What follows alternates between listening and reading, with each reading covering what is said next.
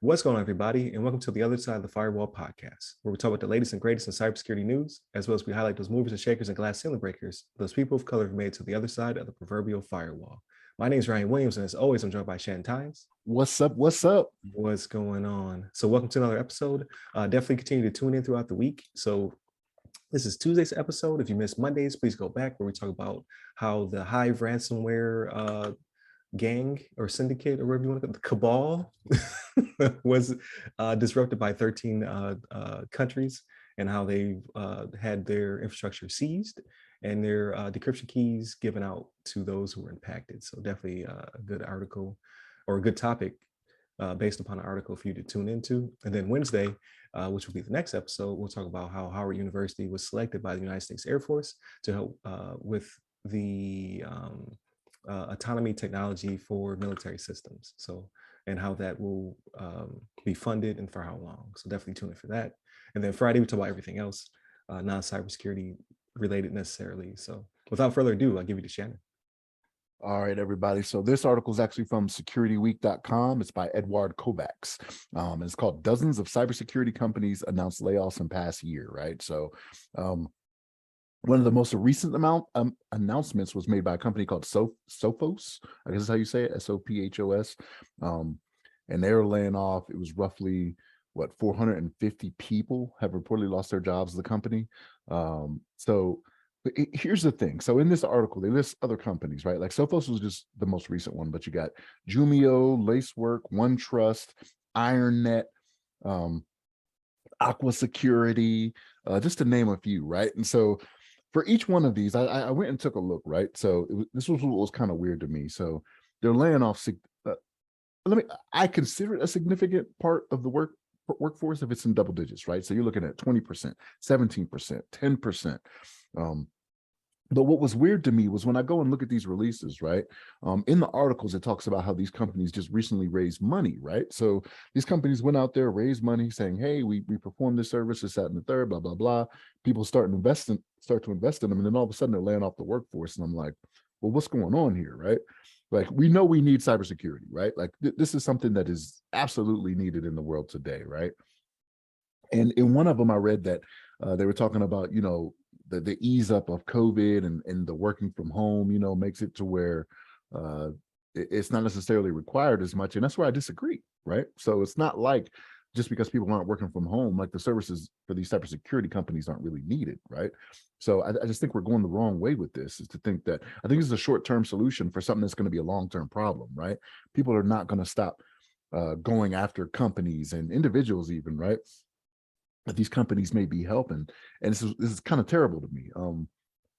And I've seen this before, and I was reading an article recently where there was a guy who did not, was it Nintendo? Nintendo? Yeah. Mm-hmm. He did not lay off, workers when they started to have some financial problems, right? And it all kind of worked itself out in the end, right? He was like, hey, this is a short-term solution. And it's kind of like how it is with this, right? Like, bear through it. I know people want to have, they want to pay out the dividends to the stockholders and this, that, and the third, but it's like, it's going to cost you even more when that public trust is lost, because you've lost 20% of your workforce and now you can't complete the job that you say you do. Then you end up going bankrupt. You know what I mean?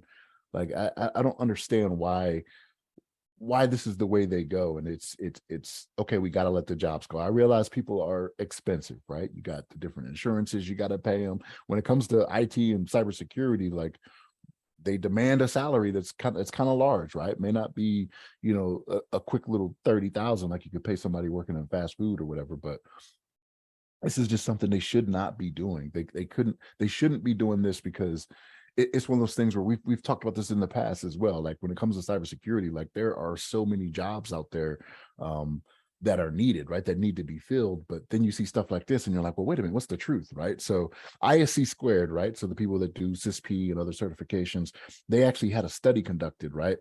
And what they said, let's see, let me find the quote here. So, according to the study conducted by the nonprofit ISC Squared, the global cybersecurity workforce is at an all-time high, right?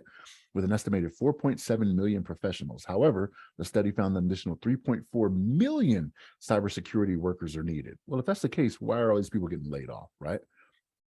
They're saying 70% of the 11,000 cybersecurity professionals who took part in a survey conducted by the nonprofit saying their organization does not have enough cybersecurity employees. So they think there's 3.4 million jobs out there. 70% of the people that are already in, these positions are saying they need more help. What is going on here, right? Like, is this just so a CEO can have a larger, golden parachute? Like, what's going on here? This is going to hurt in the long run, and just it's sad news to see. This is very sad. But what's your thoughts on it, Ryan? Yeah, I think it's poor timing, right? Because there are a lot of people, like, so the whole surge was for the past 2 years, like, we need people in the pipeline, we have to fulfill these slots, we need these things, and yes, it is very expensive. And then they're asking for the world, right? They want entry level people to have these high level certs, yada yada yada. And now, because of the not even the recession, but the panic of a recession, they're starting to tighten the purse strings. So I can see, like, I'm seeing a lot of, like, 1 week they're hiring, 1 week they're not. So they're doing hiring freezes. But I was surprised to see that they're letting such a large percentage of people go. Um, because at the end of the day, right, like, it's high risk, high reward. So they're crunching the numbers. They're like, hey, chance of us getting hit, slim to none.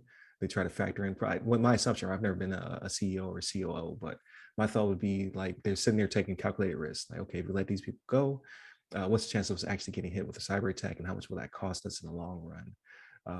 And you have to hope that your projections are going to be near correct, or as correct as possible, right? Like, you have to make sure you're in the black at the end of the day. Um, I, I, not to be a fear monger, but someone is going to get they're going to get their numbers very wrong, and they're going to go under, or they're going to suffer such a bad breach that they will lose, like you said, public trust, the shareholders who, I own stock, right? Like, so I get it. Like, okay, yeah, I would love to see greater dividends and all that good stuff, but I don't want to tank at the end of the day, right? Like, if your stock plummets because you're part of a massive, like, this has never been done before breach, uh, you're probably going to be uninsurable at that point. You're not going to be able to retain people. No one's going to want to come into a burning building necessarily, at least not for the right price point you're looking for. That money you're trying to save will go out the window. Like, it's not going to be good. So hopefully it will remain at dozens and not become tens of dozens or hundreds or thousands or things of that nature. Because, like, we talked about the social media platform, I forget its name, but it was one of the Twitter likes, just dumped this whole team. Just like, nah, we don't need that. Okay, like, so what happens when your members PI gets out there, or photos, or not tweets, but whatever you call your messages are leaked, and then you tank, right? So that public trust is very important. Not just because you want to make sure your customer is satisfied, but your bottom line will be disrupted, and you will go the way of the dodo in that case. So Was uh, it Getter? Was I it think Getter? it was a Getter. It's Getter and Rumble and a bunch of other off. It's like off Broadway and off Broadway. Like, it's like off Twitter and off Twitter. Um, they're just gambling out here, and I get it. Like, I can see it from a perspective. Like, okay, we have not been breached, so what's the chances of it happening? What's the chance of lightning striking? Very high, especially now that we talk about there has to be a pendulum, right? Like, there has to be an ebb and flow to it. So we're down 41% of people paying. That's great. Cyber attacks are up though, because now they're trying to get that money back. We talked about yesterday, ransomware gangs are being disrupted. Those portals are coming down. Those keys are being distributed to the victims. Uh, Now they're hungry. So what's the chance of them attacking you with your fresh meat? Like, we need to get that money back.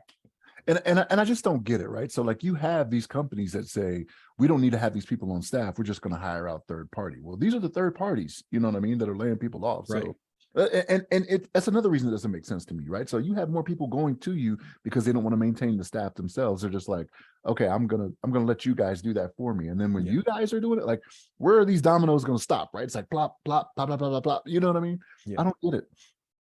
Yeah. And I am being biased, right? Because it is the market is not going in my favor. So it's pushing more people out. So it's more people to compete against. And these positions that they said were millions of vacancies may be more like hundreds of thousands or tens of thousands, right? Like, as they continue to shrink. So like, yes, you probably should be fully staffed and have all these people, but if you're getting away with it, the chances of you actually manning 100% get slimmer and slimmer. So it's sort of like what they're doing in the military, right? You'll never be 100% manned. Like we just try to get you to a certain threshold so the mission doesn't fail. Um, but the military has infinite money. You don't. So I don't think it's a good idea for you to go too close to the bone, because it could not work out in your favor. And then what do you have? What argument do you have to say, oh well, um, we were doing the best we could? Well, were you doing the best you could? Like how much money did you save versus how much money did you lose? Yada yada yada. So again, I've never been in that position. I've never been in the C-suite, but it feels as though it's a big risk at this time, as opposed to like a time in the future where we have this ransomware stuff um, way more under control. Like it's still the Wild Wild West out there, in my personal opinion. So, but I think it's pretty good wrap up for this article. So definitely continue to tune in. Like I said, Monday, Tuesday are topics, Wednesday's discussion. So tomorrow we'll talk about the Air Force and their investment in Howard University, and then Friday everything else. So if you want to listen to us ramble about movies, books, games, things Shannon doesn't like in media, we'll definitely talk about that. That's going to be a good topic, because Shannon is counterculture right now for a show I really do like. So definitely tune in for Friday's episode. Hit us up at all of our social medias. They go by our name. Hit me up personally. I'm at RY Security Guy. That's RY Security Guy on Twitter, LinkedIn, and Clubhouse. Stay safe. Stay secure.